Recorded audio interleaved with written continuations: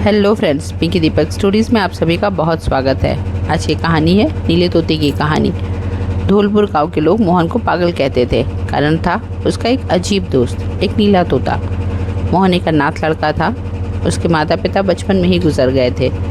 गाँव वालों की दया तो थोड़ी बहुत मेहनत से उसका जीवन चल रहा था, लेकिन उसकी सबसे बड़ी पूंजी थी उसका साफ दिल। एक दिन जंगल के किनारे उसे एक अनोखा तोता दिखाई दिया। उसके पंख आसमान से भी ज़्यादा नीले थे और आंखें सोने की तरह चमक रही थी। मोहन ने उसे पकड़ने की कोशिश नहीं की। उसने बस अपने हिस्से का थोड़ा सा गुड़ उसके सामने रख दिया। उस दिन के बाद दोनों की दोस्ती हो गई। मोहन रोज़ उससे बातें करता, अपने दुख सुनाता, अपने सपने बताता। एक दिन जब उसने कहा कि इस दुनिया में मेरा कोई नहीं है, बस तू ही मेरा दोस्त है, तब उसने देखा कि तोते की आंखों से आंसू टपक रहे हैं। उसी रात उसकी ज़िंदगी बदल गई। पूर्णिमा की चांदनी में वह नीला तोता एक सुंदर स्त्री में बदल गया। उसका नाम था चंद्रलेखा। वह एक यक्षिणी थी जिसे वर्षों पहले श्राप मिला था। श्राप के कारण उसे तोते का रूप धारण करना पड़ता था। चंद्रलेखा ने कहा, मेरा श्राप तभी टूटेगा जब कोई निस्वार्थ मनुष्य 3 कठिन परीक्षाएं पूरी करेगा। मोहन ने बिना सोचे हाँ कर दी। पहली परीक्षा थी कालशिला पर्वत से एक रहस्यमय काला पत्थर लाना। वहाँ एक भयानक राक्षस पहरा देता था। मोहन पर्वत पर पहुँचा। राक्षस ने उसे रोक लिया और उसे 3 सवाल पूछे। पहला, सबसे बड़ी दौलत क्या है? मोहन ने उत्तर दिया, संतोष। फिर राक्षस ने दूसरा प्रश्न किया, सबसे तेज शक्ति क्या है? मोहन ने उत्तर दिया, सत्य। फिर राक्षस ने तीसरा प्रश्न किया, सबसे बड़ा साहस क्या है? मोहन ने उत्तर दिया, निस्वार्थ प्रेम। राक्षस मुस्कुराया और उसे पत्थर ले जाने की अनुमति दे दी। दूसरी परीक्षा उससे भी कठिन थी। एक मृत झील के बीच 1000 साल पुराना कमल खिला था। उस झील का पानी छूते ही इंसान भीतर से खत्म हो जाता था।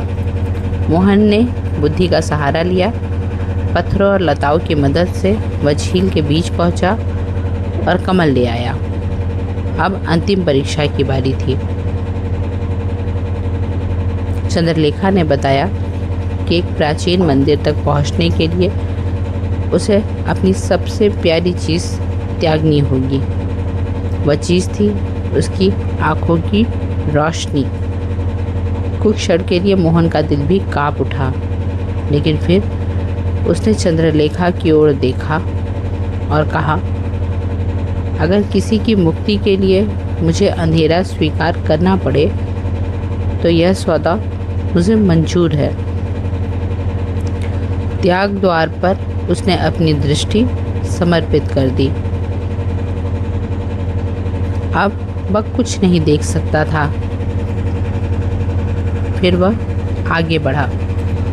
चंद्रलेखा का मार्गदर्शन उसके साथ था। मंदिर पहुंचकर उसने काला पत्थर और कमल दोनों दिव्य कुंड में समर्पित कर दिए। अचानक तेज प्रकाश फैल गया।